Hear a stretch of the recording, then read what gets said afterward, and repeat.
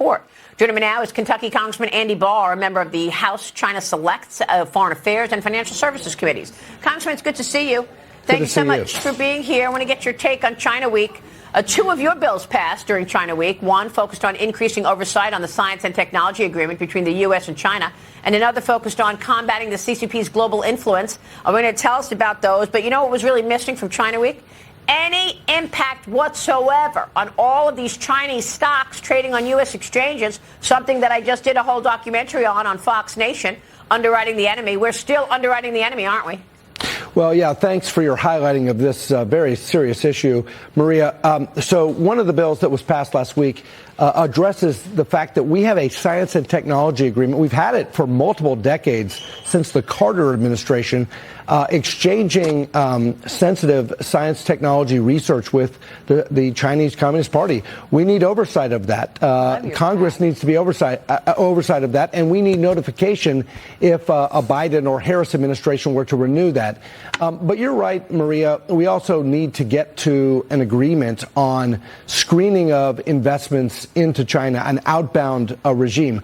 One of the things that I am focused on in working on this is to make sure not only that we prevent Americans from financing the rise of the Chinese Communist Party or the Chinese military-industrial complex, but also giving the American private sector some clarity and certainty about what is permissible and what is not permissible.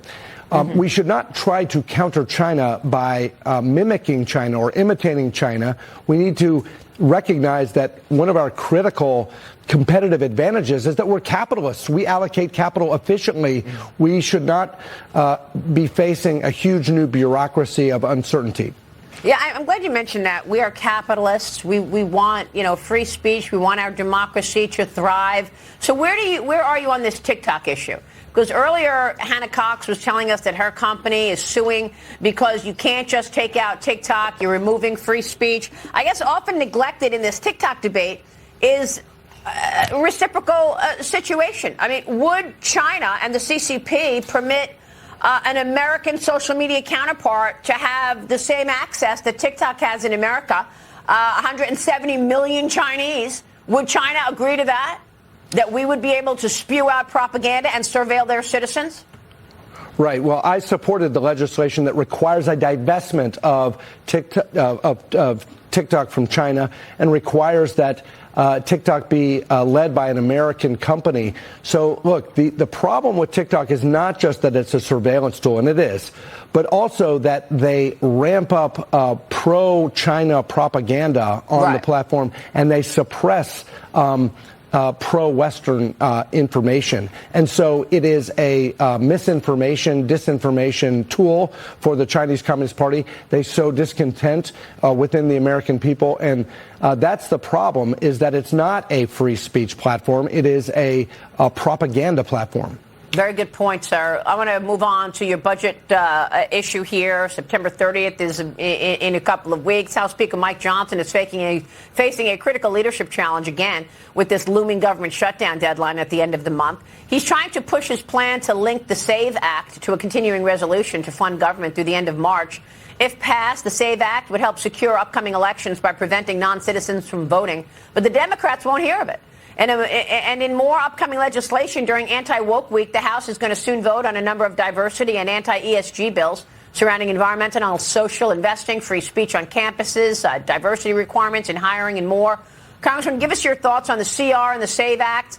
You've got two bills for Anti-Woke Week set to move this Thursday. I know. I want you to tell me about that. But first, will we see a government shutdown? Are the Republicans just too scared to allow the government to shut down ahead of an election? Is that what this is about? No, look, I support Speaker Johnson. He's absolutely right. And the American people are with us on this.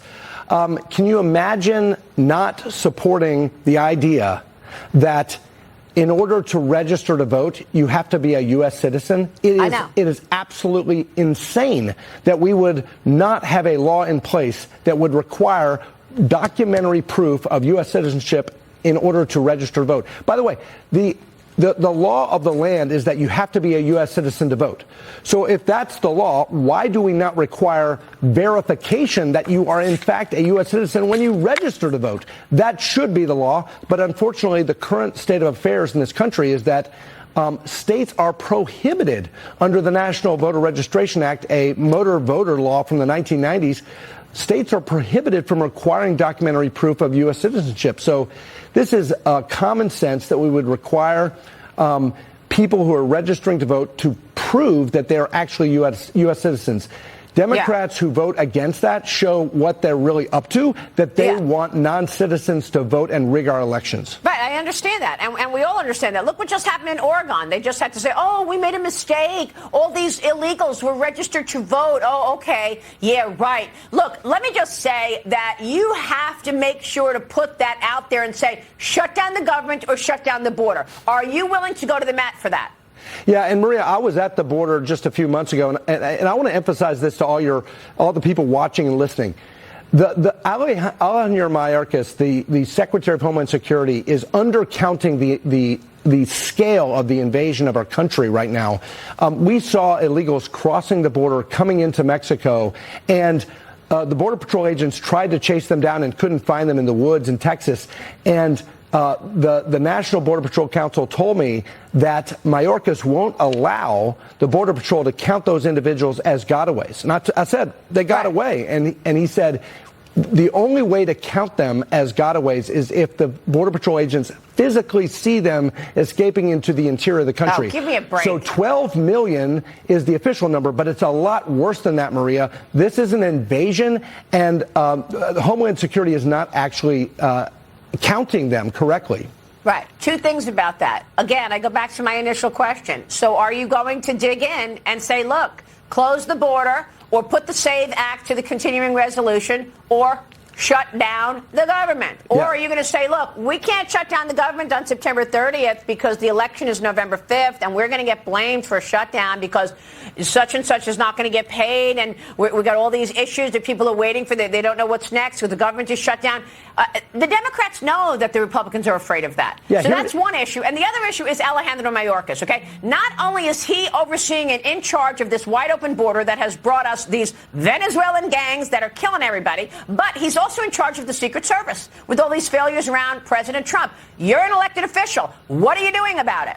Yeah, well, first of all, only House Republicans have passed 70% of the bills to fund the government. The Democrats who control the Senate have passed zero bills to fund the government. We're the ones who've actually done the job. And yes, of course, we need to make sure that only U.S. citizens are voting in our elections. So I'm voting for the Speaker's continuing resolution with election integrity measures. But don't ever misunderstand the situation right here. 70% of the bills that are needed to fund the government, House Republicans have passed. The Senate has not done its job here. Yep. So you're doing everything you can do. Well, yes, of course. And I will be voting for that legislation this week. Congressman, thank you. Thank you. Good to see you, sir. Andy Barr in New York this week. We'll be right back.